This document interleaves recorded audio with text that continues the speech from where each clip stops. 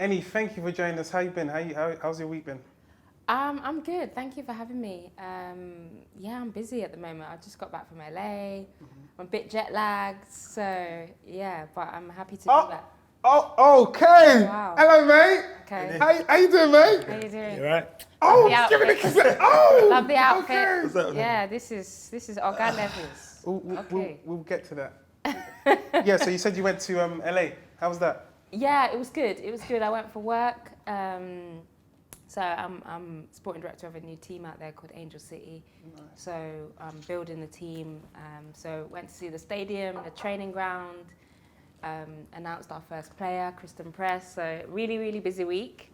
Wasn't a holiday. I didn't have any time on the beach or anything like that. And had a look at a few places as well that I'm going to move to. So yeah, good trip. But it's always nice to be back in London. I do love London. You told me that that off camera you're moving to LA. So how did that come about? Is that because of the work that you're doing out there? Yeah, so I got the offer to become a sporting director back in March, and I was finishing out sporting director role at Aston Villa. So wanted to finish that, and then got the job with the Angel City. It's a big job because pretty much it's my responsibility to bring in 24 players, staff, set the whole direction of the football club. So it's a big project, but Women's I'm excited. Women's, yeah. Oh, Yeah, women's. See, I want to see if I can try and get them. Yeah, sorry. I noticed how you said staff. That's the Birmingham coming out of you, isn't Yeah, it? staff. What do you lot say? Staff. Staff. Staff. Oh, okay. Yeah. Staff. So, Staff. Yeah. Obviously, you're from Birmingham. I'm glad you can still hear it because I feel like I've completely. Yeah, you sound like from. No, Lost my accent. it's gone, but little words. Yeah, so I like that though. Yeah. Because the Birmingham accent, let's be honest, it's not the most attractive accent. Nah. When I hear Jack Grealish, sometimes I'm like, ooh. No, but it's not. It could be worse. It could be from further up. What? I At feel least like, you're in the Midlands. You're in the middle. Yeah, so you're still. It's not all around the there. way. yeah, I mean, It's in the when middle. I think of some accents, northern accents, a lot of them I like. Like I like the Leeds accent, I like the Liverpool accent. I think the Birmingham accent, I don't know. It's quite drawly and slow. I don't think the Birmingham's that bad. I'm not hammering my people there. But just tell us. Obviously, tell us a little bit about yourself before we get into it. Oh well, People that I don't know, obviously, we mean, know. where do I start really? So obviously I'm played professional football.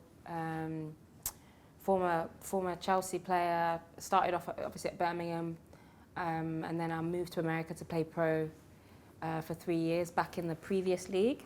Came back, played in the Olympics in 2012, London Olympics, which was a huge privilege to play. Here, actually, I think the stadium's just a little bit. I can see it from here. Obviously, we're. Eni, don't talk too much. Oh, sorry. I'm giving it away. Somewhere in London. Played in the Olympics, and then after the Olympics, women's football here became pro. So Chelsea offered me my contract, a professional contract, and then I was at Chelsea for most part of my professional career, so 6 years. Loved that. Won trophies, FA Cups, leagues, semi-finals of the Champions League, and then I retired at Juventus. Spent 2 years in Juventus, which was an amazing experience, and all the way through that. So pretty much when I was a semi-pro, I was working as a lawyer. So. Women's football has not always been a steady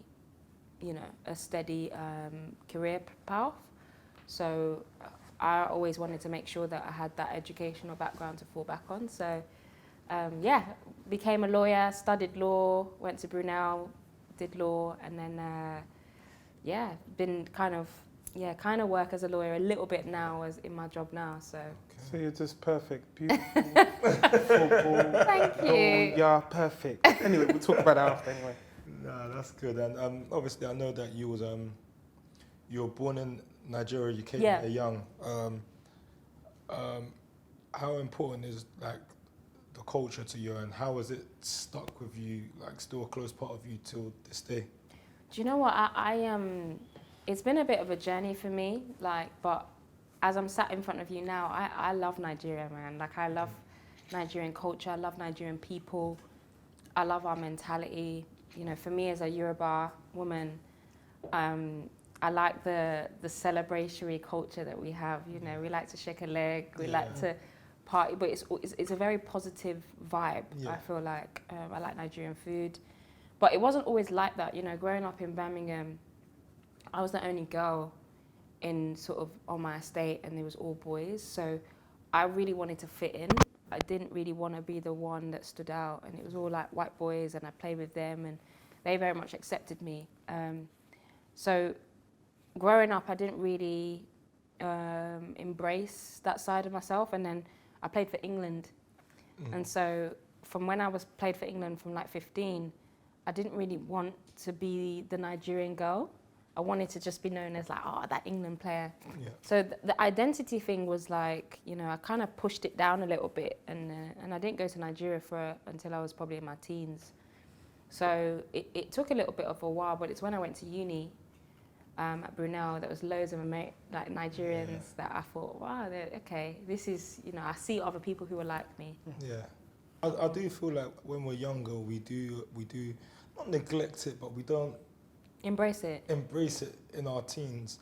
I don't think it's because of the reasons why a lot of people say it's because we're ashamed of it, or people cuss us. It's not that. We just try to be is it rebellious the word? I don't know. I think it's more just wanting to fit in. Yeah. You know, because for me, like growing up in the 90s, it's different to now. You know, Nigerian now is like cool. Everybody wants to wear, you know, that dashiki, like you're wearing now, and it's not. You know, African culture is cool now. But growing up, like I remember the girls in school that kind of bullied me were like Jamaican girls. You know, like, you know, African was seen as fresh. It wasn't seen as. So that made it worse as well. Like I didn't really want to be known. And I remember like trying to speak patois, and embarrassing now because in school I said I was a St. Lucian. Yeah, because I mean I think we're all the same age. Why St. Lucian? No, because I think there was one girl in my school. She had nice hair, clear skin, and all the men them like were on her. Like they all wanted her. So then I didn't speak at this point. So they come to me and said, "Yeah, James, where you from?" I said, "Yeah, St. Lucian, man." So it was just trying to like. That's so specific. Listen, I just said, you know, because Jamaican culture back then was the one. Do you know what I mean, with Sean Paul and all these guys, and so your Nigerianness wasn't really cool. You know, and the only thing you want when you're a teenager is to be cool. So I think that was more it, but. You know, I always used to hear you're about home. Obviously, we used to eat the food, so it wasn't so much as like rejecting it. It was more just like keeping it quiet. Whereas now, you know, I tell everyone I'm British Nigerian. I travel to Nigeria as much as I can. So you said one thing. I don't know, Miss James. You said you think we're all the same. What? Age? Are we not? No. I'm probably the oldest. Where is your passport? Oh, wow. Can you please bring that? You said you think we're all the same age? I don't know. I mean, I'm assuming. Okay, so I'm 34. So you're saying I'm 30. So what would you say? I mean, I don't know. Okay, so if he's 30, what would you say I am? When I say same age, I mean kind of grew up in the 90s, you know. Okay.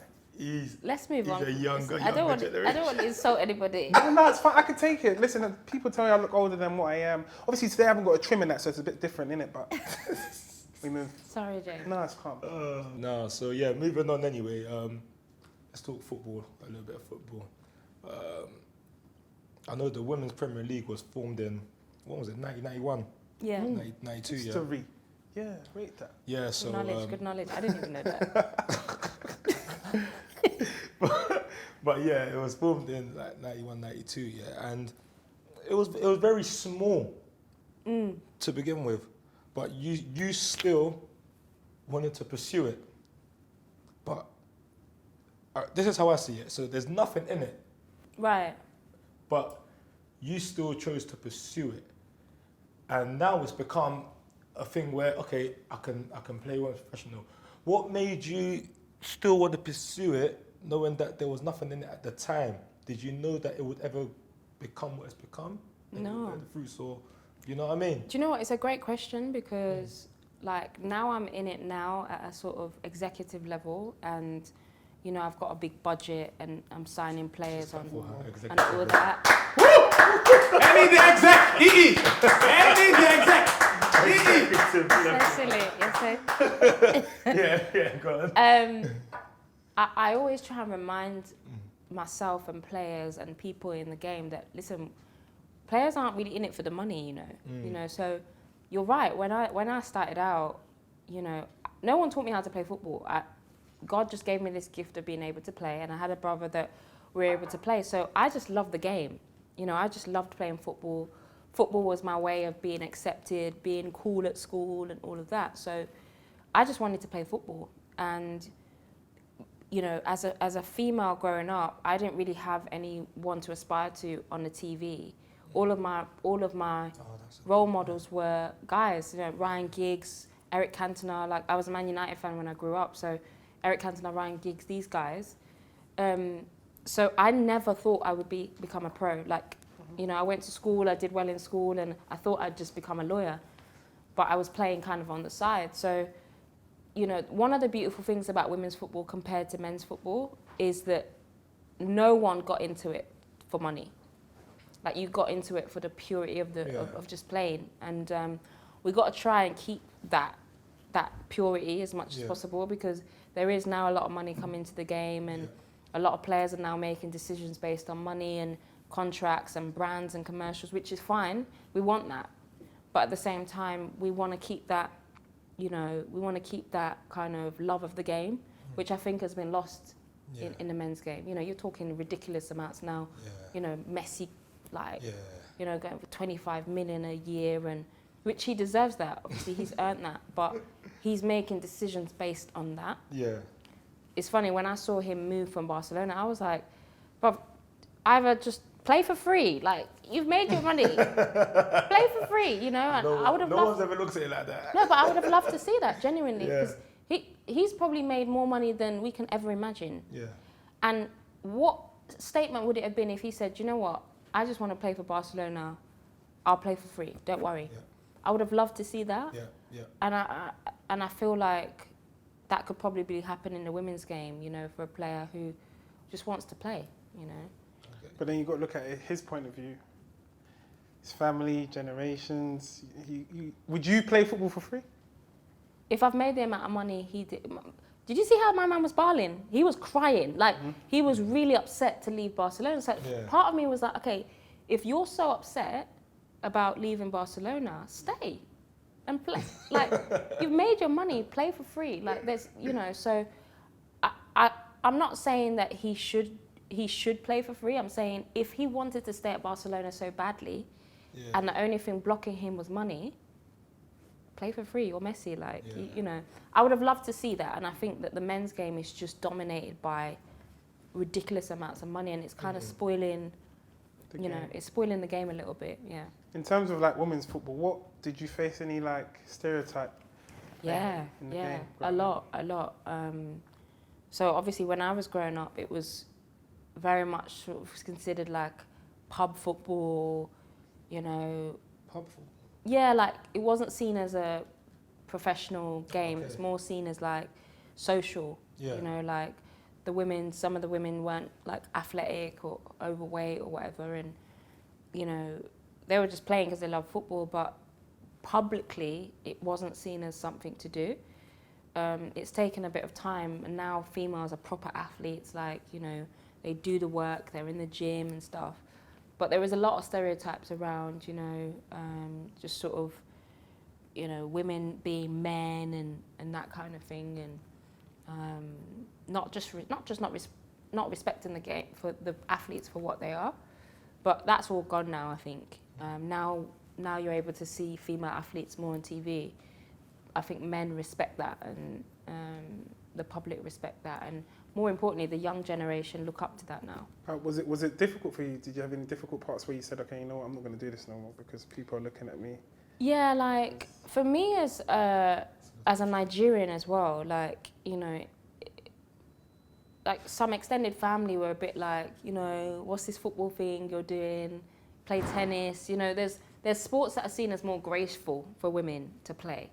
And sometimes I had comments like that, like you should just play tennis, or, you know, this football thing is butch, or...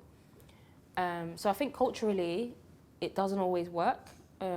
But fortunately, my mum was always like, no, do your thing. Supportive. You know, like supportive. You've got a gift, you've got a talent. Because you don't know who your child could be, you know. Yeah. You know, like culturally, I think we've got to like sometimes change the way we think. Your child could be the next whiz kid, your next 100%. artist, just because it's not traditional doesn't mean, you know, your child shouldn't do it. So fortunately, my mum was always very supportive, but it was tough at times because I felt like I had to justify what I was doing all the time, you know. Yeah. Whereas for a boy, it's like, yeah, but No, it wasn't easy for us wasn't at like first. that. Really? Yeah, because they say to They us, said go and get your education. get and your stuff. education, and Okay. until you start getting paid, Yeah. and then your mum's like, okay. And remember, for That's us boys, interesting. remember for us boys as well, we start playing. I don't know how it is with females, but we start playing football full time from like 14, 15, Right. 16. right, So from them ages there, it's like education's already parked to the side.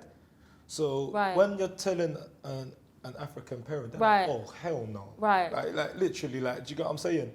So it was only to they were pushing the education thing, and I was pushing the football thing in my experience. But it was only to the point when they actually physically saw like, oh, The this rewards. this thing is real. right. I get you. You know what I mean? That's when they were like, oh, go and play your football. But before that, I promise you now, I get it was you. like, But do you know what? Yeah, I think get me. actually that works in our favour, you know, because if we end up, you know, doing well in school and doing well in football, yeah, it's like you know, I look at kids like Bukayo Saka, like Yes. A grade student, yeah, Timori, yeah, A grade student, like these guys are great footballers, yeah. but they've also got that dimension to them that they can Yeah. go into business, they can do, you know, they can do other things. Bukayo's brother's an example of it. Right. So I actually think it works in our favour. It's annoying because it's Yeah. like, oh, do you know what? Let me just play football. But I think because I focused on school and became a lawyer, whatever, now I'm retired, it helps me because Yeah. I can do more. Can do more. You're not just It's in true. that football box, you know. It's true. What would you say your biggest obstacle you've had to face in football is? I think it was just like the structure of the game. So for me, for a long time, I had to go to America to play pro.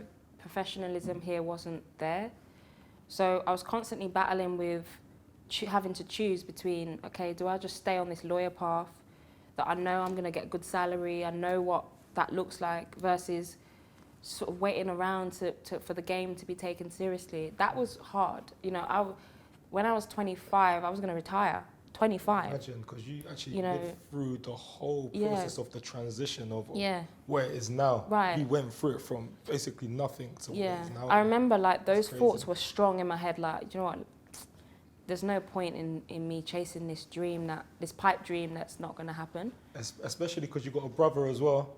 That- So you're I probably think- going to see your brother's games and you're thinking, I think that actually made it worse for me because, yeah, like, watching my brother and supporting him and seeing what professional football actually is and looks like, it kind of made me think like, oh, do you know what? It's never going to happen in Yeah. a women's game. So there was times when, and obviously being a lawyer is demanding.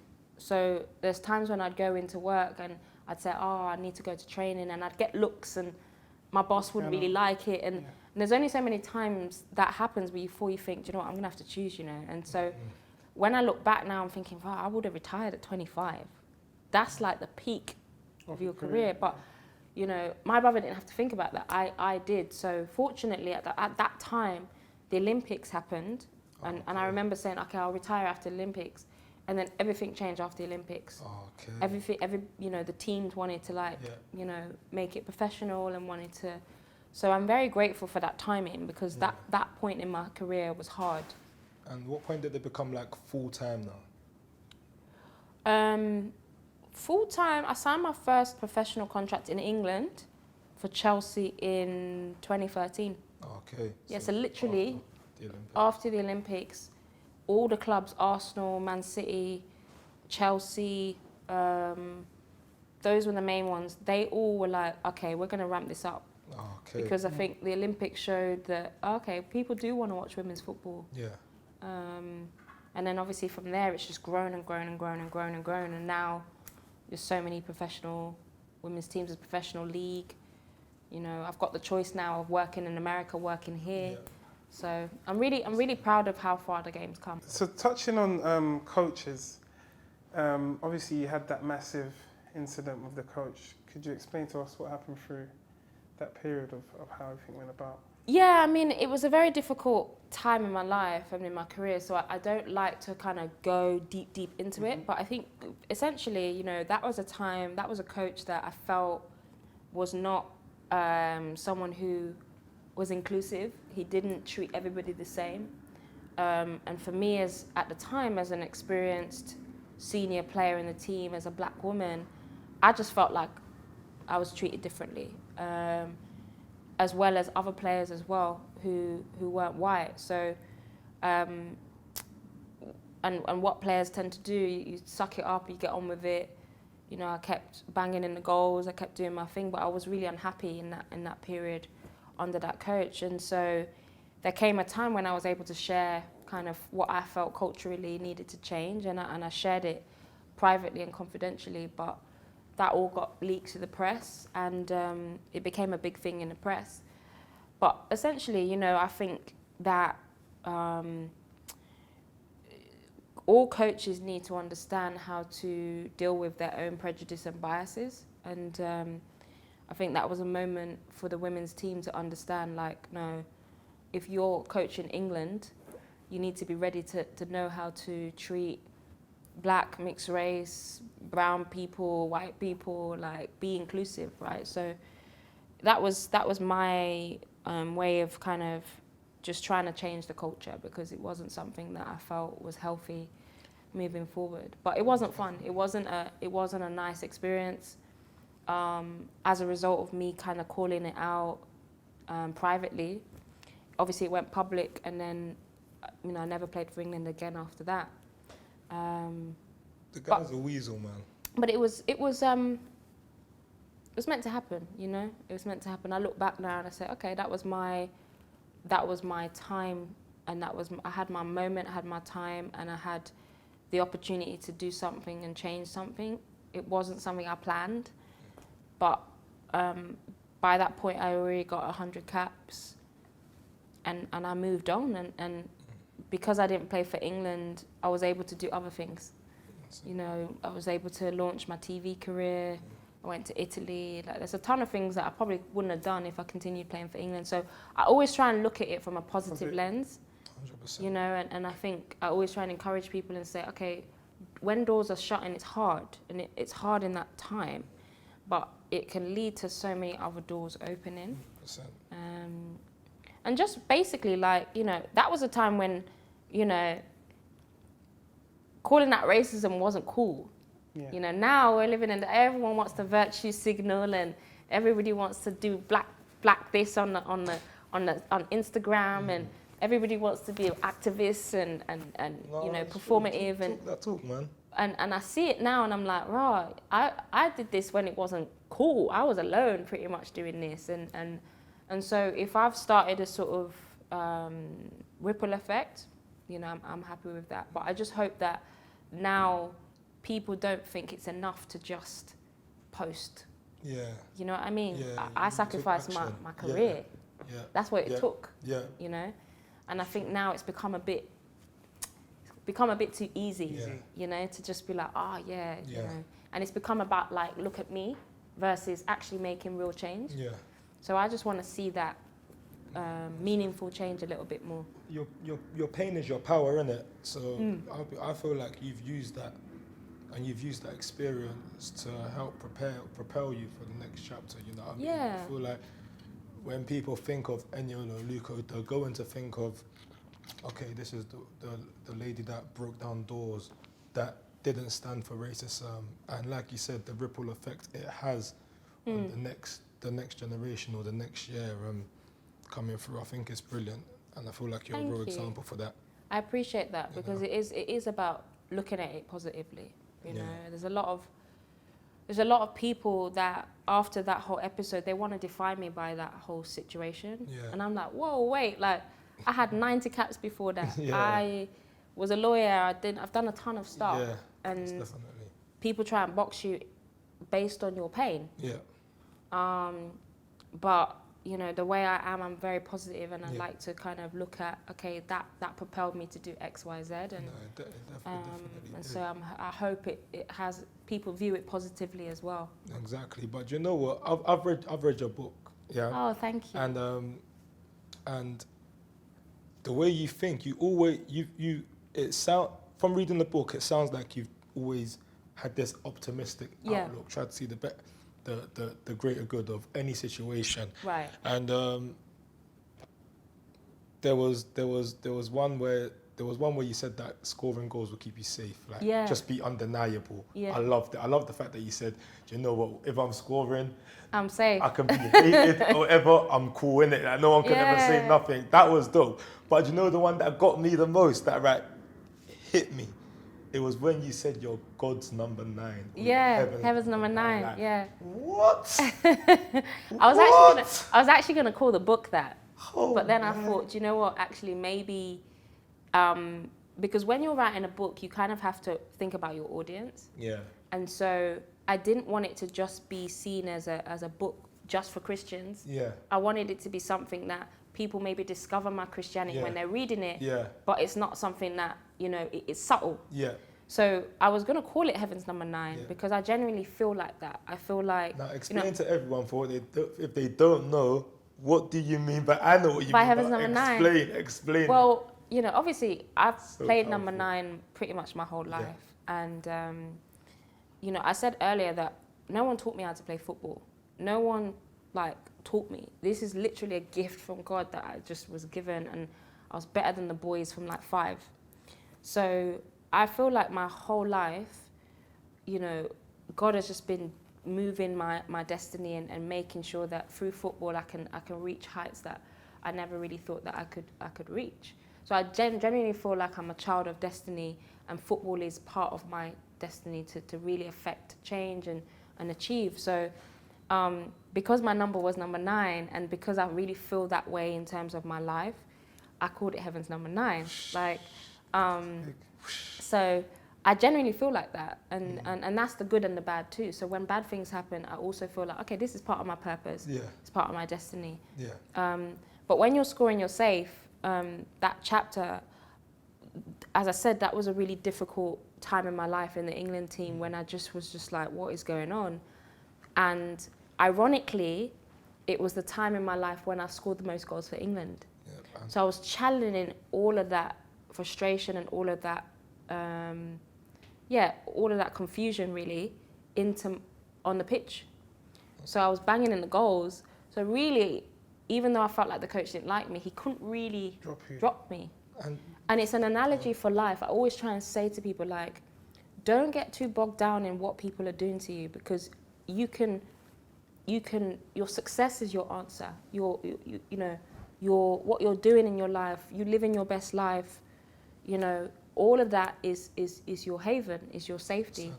And often the people that are trying to bring you down, they can't get to that level if you focus on that. Sometimes I think as Black people, we get very distracted. Mm-hmm. And if we just channel that and go, yeah, but, you know, I'm going to continue doing what I'm doing. Listening to the noise. Yeah. I think sometimes we listen too much to the noise. I mean, I was thinking the other day, you know, like I get asked to do a lot of interviews about racism, and I feel like I've said quite a lot on that. But now I'm trying to kind of flip it and say, I now want to talk about Black joy, like Black success, and push the needle forward so that actually it's very difficult to be racist to people who are succeeding. Because it's like, well, what are you doing? 100%. You know, no one who's ever been racist to me, I don't know where they are. I don't know what they're doing. 100%. They know what I'm doing though. 100%. So I just want that mentality to come into it. Yeah. Like, keep pushing, you know. Most definitely. You know, own platforms like this, own businesses, you know, educate yourself, like just keep soaring because you leave them people behind anyway, you know? 100%. And don't get too bogged down in that negativity. And we got this thing that we always say is just make your thing, like we always try to tell the next generation, like make your thing undeniable. That's it. Don't worry about if the gaffer is not fond of you or Precisely. he's a racist, you know? Precisely. Don't worry about all of that. Just make your thing so sick that they can't deny it. They can't deny it. And that's what we need to channel our energy into more, you know? And I feel like if we do, we'll be in it. It's hard. It doesn't mean it's not hard. It doesn't mean you're not feeling that lack of comfort. But your answer and your response has to be what you're doing. Channel what you're doing. Keep scoring the goals. You know, I look at someone like Bukayo Saka. Everyone was like, "Oh, Bukayo, you know, you missed the penalty." I was like, "He'll be all right." That was my, because it's not gonna break him. It's never gonna break. It's gonna make him better. Yeah. You know, and so imagine if he got bogged down in missing that penalty. Yeah. And oh my God, I missed it. It's No, true. he'll be fine He'll be because fine. the mentality is. Yeah. Yeah. You got to keep, you know. That's God's child. Go on his page. It says God's. It's God's child. Like you can't. It's really undeniable. You Yeah. can't mess with certain Yeah. people.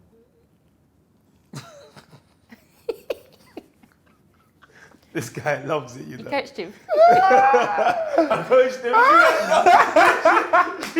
Yes, Eddie! Yes! He's coached everyone. Yeah, but it's important. It's important, and that's not just football. That's life. You know. That's just. I think that's a really good mentality, and I actually think a lot of Nigerians have that mentality. Just forward. Just keep thinking forward. How's retirement? What does it look like for you? How was it like? You retired. What's the first thing you done the next day, knowing that you haven't got football to do? So I knew I was going to retire about 6 months before I did, maybe even longer than that. So my last year at Juventus, I was like, okay, I want to finish at the top of the mountain. I want to win trophies, and I'm done. A bit like how Usain Bolt was like, peace. What do you want from me? I'm out. I've always wanted that. I don't want to be someone that's like, oh, why are they not retired? Like, you know, they're rolling them off the pitch. So I kind of set up my life in a way that I knew that, okay, I'm going to have things to do when I'm retiring, which I think a lot of footballers should do. They shouldn't just stop and go cold turkey. You got to... Yeah. So I did a master's in sport and directorship, so what I'm doing now. Obviously, I told Juventus I wanted to leave. I got the job offer for Villa, and then I took 2 months off. I went on holiday. Oh, is it? So Where'd you go? I went to Ghana for New Year. Nice. So I went to Ghana when it was Year of Return, and everyone was there Yeah. in Accra. So I had a great time. And then I went to Jamaica for a retreat, it's like a yoga retreat. Okay. In that week I was in Jamaica, I announced my retirement. Okay. But it was good because I was in the countryside of Jamaica and I had no signal. So I kind of posted it, announced it. I did like a video with, what's the name of I've forgotten the name now. Gosh. Players Tribune. Okay. I did like a video thing with them, filmed that before I went on holiday, posted that out, switched my phone off. That's it. And just enjoyed my holiday. So that's what I did. And then I started my job at Villa 2 months later, and then the pandemic hit. So as soon as, literally the first week of my job, the pandemic hit. And so I was dealing with all sorts of madness, like game cancellations, players having to get tested every day or every week or whatever it was. So I really learned a lot on the job, because all the stuff I'd learned on the masters didn't teach me. Didn't teach you. Yeah. You know, no one had dealt with COVID. So I'm kind of grateful for it, because I feel like now in my job now, which is another level, I feel very ready for anything really that's going to come up. It's true. So how's the presenting? And that we see you all over the TV. Yeah, I love it, you know. I really love it. I really enjoy it. And I think I feel a sense of responsibility as a female pundit in the men's game to really just, you know, to just come with the knowledge, you know, because people forget, I've watched football since I was 5 years old. You know, all of my heroes are guys. There was no women's football. So I've got as much knowledge as, you know, anyone else in the game. Obviously, I've played at a different, you know, I've played at a highest level, but in the women's game. But the game doesn't look that different. If you're playing in front of 75,000 people, it's the same as playing, you know, 100%. the same as the guys. So I see the game in a similar way, and I just try and share as much of that information when I'm on there. But it's kind of mad, like, you know, when I'm sitting there with ITV or Sky or Amazon, and I'm next to like Gary Neville and Patrick Vieira. These are guys I've watched, you know. So, but I really enjoy it. I really enjoy it, and I do feel that sense of responsibility. So I want to continue doing that. No, I think it's incredible. First of all, as a being black, and on top of that, being a female, trying to break into this football world where it wasn't so big, and then now it's become this thing, and you've played a massive part in it, and now you're even presenting, like you said, on.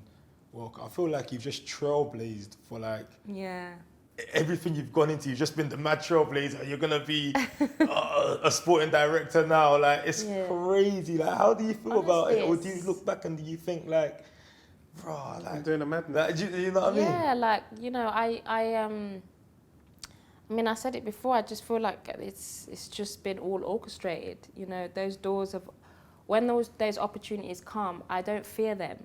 Yeah.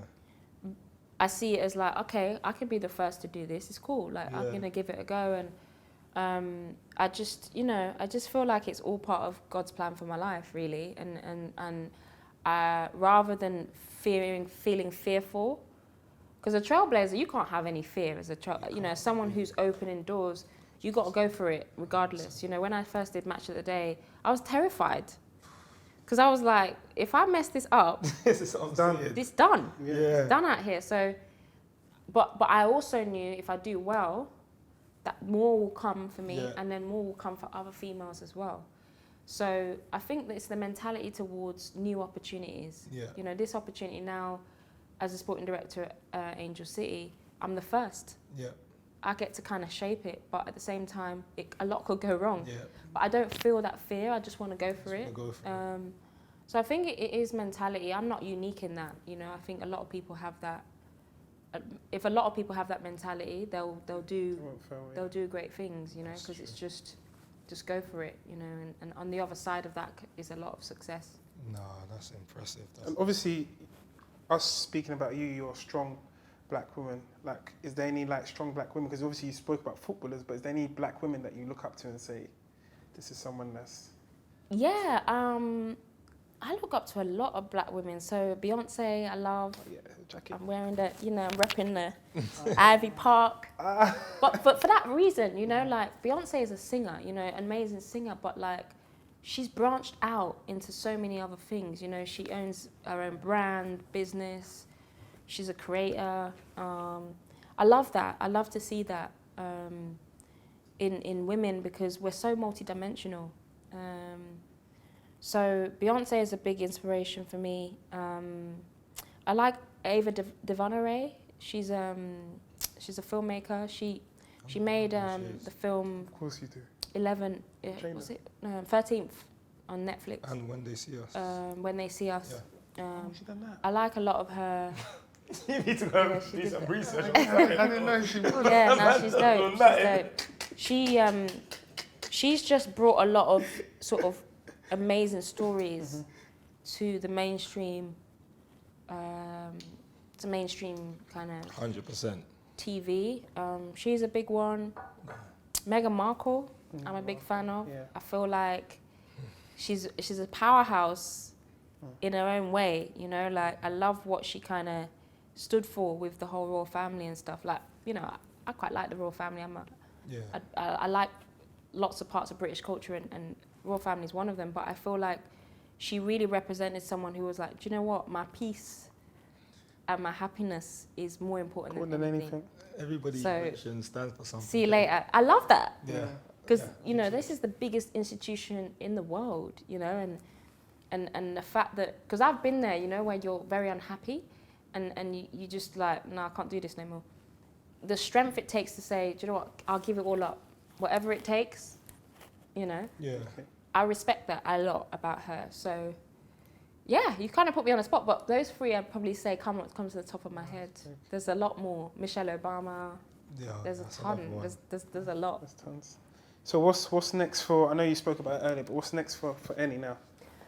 Yeah, I want to build this team in Angel City. I think I've got a really good opportunity to build like a global team.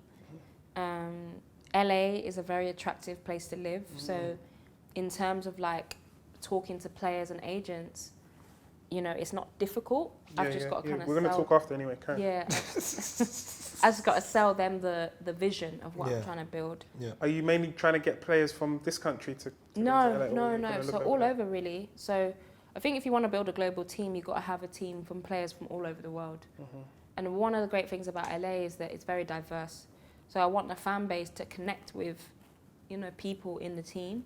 So that's a big focus of mine right now. And then like I wanna kind of, you know, continue doing what I'm doing away from football. So like, you know, investing, making investments, setting myself up for, you know, when I'm a granny. Oh, so wait, so that means you're going to go to LA, we're not going to see you on our TVs no more? No, I'm gonna be so I'm still gonna be doing the How long you got punditry. left there? So I don't really need to be in LA until we don't kick off till April next year. So I'm probably I'm gonna be kind of in London until I need to be in LA. So you'll be seeing me do the punditry stuff now the Premier League's back. But yeah, I mean I think it's really important for us as black people, black British people, is to just make sure we're investing in property. You know, we're buying land, we're owning our own businesses. Like I want to do all of that stuff, and I'm doing all of that stuff. So continuing that.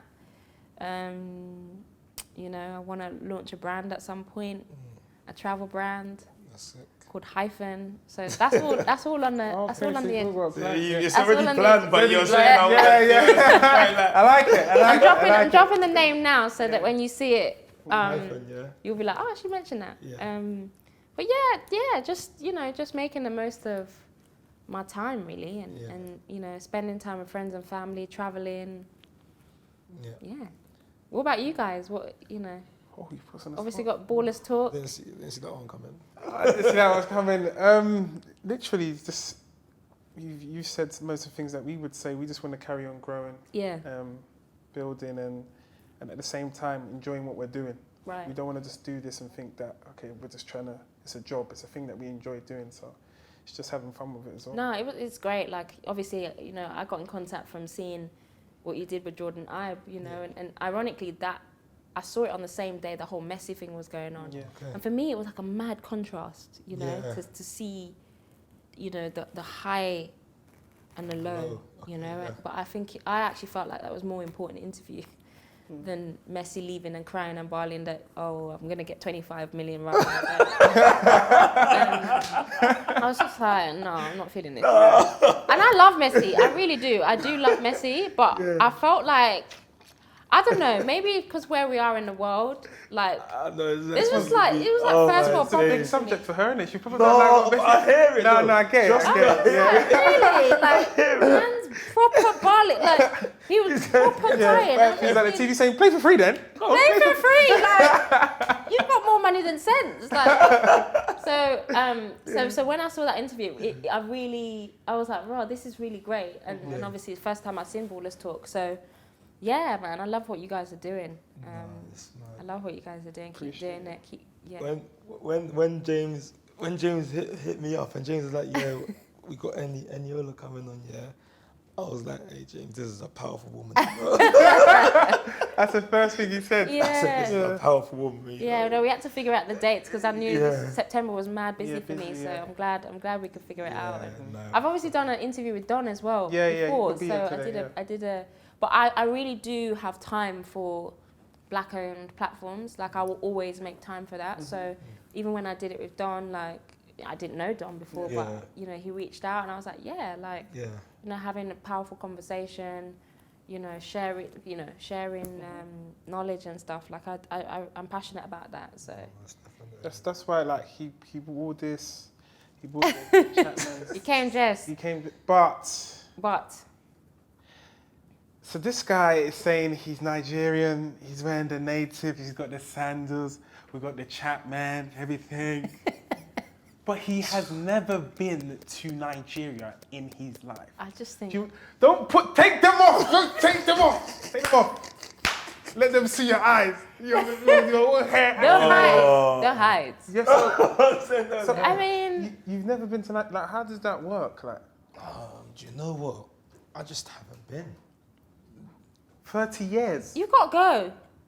You've got to Do go. you know what it is? Do you know what it is? Yeah. This is the honest truth.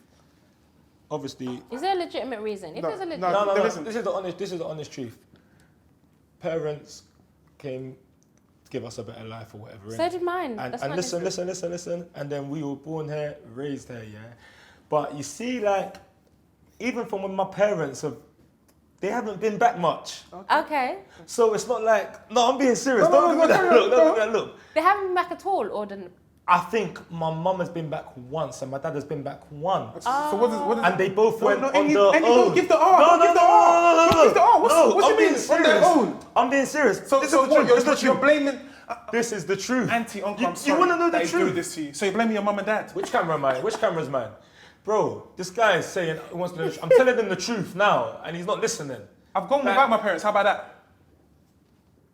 Yeah. Okay then. But you're. I don't think Silence. you have. I have. I don't think you have. I have. But anyways, listen, I'm going to get to it. So anyways, yeah, that's happened growing up, innit? Growing Okay. up. So I've never actually, my parents ain't actually done it. Like, gone Right. and done the family, or you come with me to Nigeria. It's Right, never happened right, growing okay. up. Now, when I became an adult, You said you want to go to Miami instead.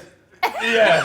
Okay. But yeah, not like that. Not like that. Not Okay, like that. Not okay like then. that. No, But like, because in summers you're capping right now. Because bro, listen, let's have it said right. Miami Any, instead? Bro. we're old enough.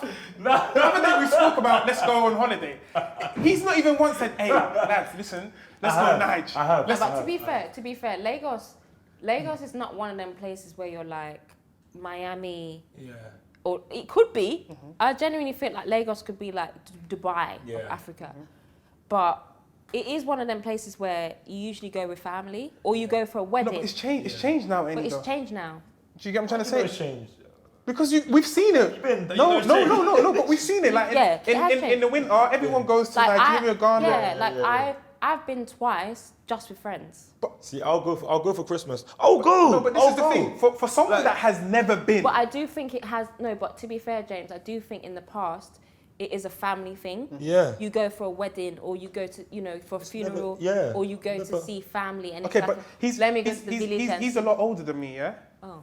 So I'm thinking to myself, okay, someone that's never been, your hair wearing like brother, whatever you're wearing, yeah, and you've never been. It's in my veins, man. What do you mean it's can in I your say, veins? man? It can't, You well, already Basically, know he's my the fakest thing. Nigerian I've ever met. You already know my thing. I Change. love my pounded jam. I eat that all the time. I ate it 2 days ago. You're gonna say, Wow. well, Oh, so that means no, just in What case do you someone mean? goes. Wait, so what does just that in case mean? someone goes. So Just in case You someone ate goes. pounded yam. It means When you're was the last time you ate Nigerian. pounded Oh jam? my It was God. 2 days ago, right? Do you get what I'm saying? Like, But- I love my. I'm but part around- of. I'm immersed in the Nah. culture, But bro. to round- Now you're your not- immersed name's not in Femi the no more. Your culture. name's Frederick. you This is can't a say bad you're thing. you can't say Frederick, you're immersed. stop it. Trust me. You can't say you're immersed. You're dragging that. You can't say you're immersed. Yeah. But to round it off, I think you should go. Yeah. I will. I think you should find time. I will go. But this When is you not go? about me. When you This get is a, When this will is you not about go? me. When will you go? I'll be going next year.